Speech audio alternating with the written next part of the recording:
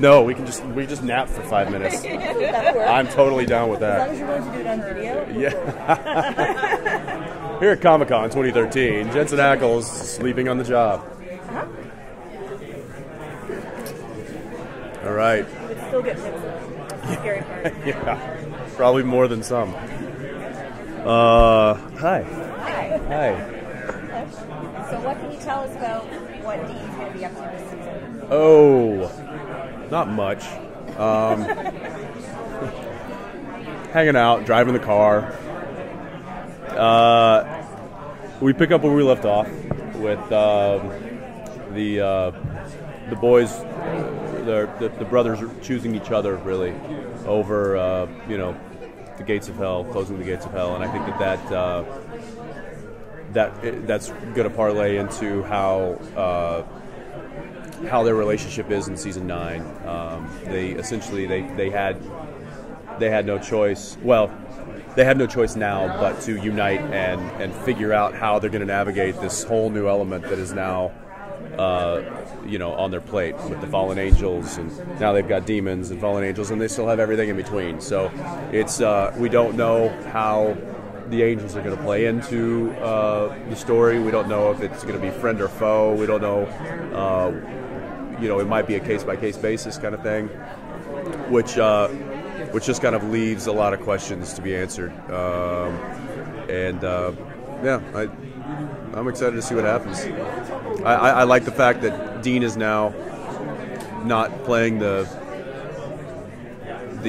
guilty cheerleader anymore. I think he really felt like he should have been the one who was doing the trials, and he should have been the one to sacrifice himself. And the fact that it didn't work out like that, and then that Sam took the reins on it, he was really. I think he really held a lot of guilt about that, but had to push that aside and support his brother in what he was doing, and that was really tough. I mean, you saw it in a couple of the prayers that Dean had last season, and so I think that now that that's over with, Dean now has a kind of clear idea of like, okay, well, back on the horse, here we go. We got stuff to deal with. And given that united bond between the brothers, does having Crowley in their basement do anything to kind of change things? Do they have different approaches at any point about how to deal with him? No, I think they're still going to figure that out. I mean, they know that they think that he is going to better serve them alive than dead. So they want to extract as much knowledge out of him as possible. I have a line in an episode we're filming right now that I say, let's zero Dark 30 his ass. So I think that to Dean that seems like the most valuable way to handle the situation. But of course, it's probably going to backfire, and it's all going to go to shit, and that's just going to be season 9. So yeah, I think for right now, they think that he's going to benefit them more with information that he may or they may have. Will Dean be dealing with any of the whole Men of Letters legacy? Is that going to be going on at all, or is he just going to leave that part to Sam? Or well, we have Kevin Tran has been locked up in the Men of Letters, so he's still there studying away. So I think they really want to utilize the knowledge that is still at their fingertips with what the Men of Letters has, and it's a nice home base to have for. Obviously, Dean loves the fact that he has a home base and has some place that he could call home. For Sam, it's more of a research lab.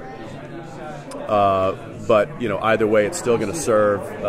It's still going to serve the brothers a lot this season, and whether it's just a home base or if it's when they need to do research, and I think that they have outgrown the scope of Dad's journal to the extent of what they're dealing with.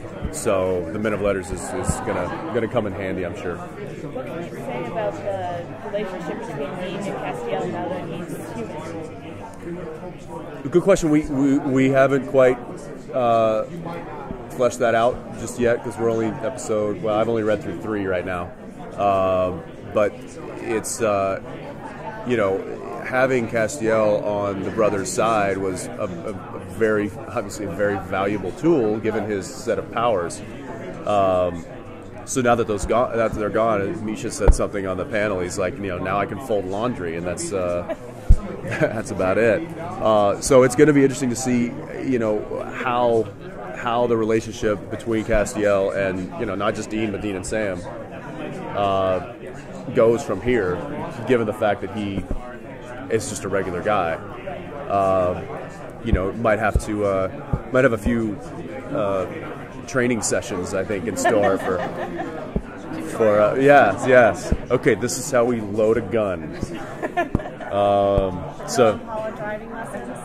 no, I think Dean's going to leave the driving to himself.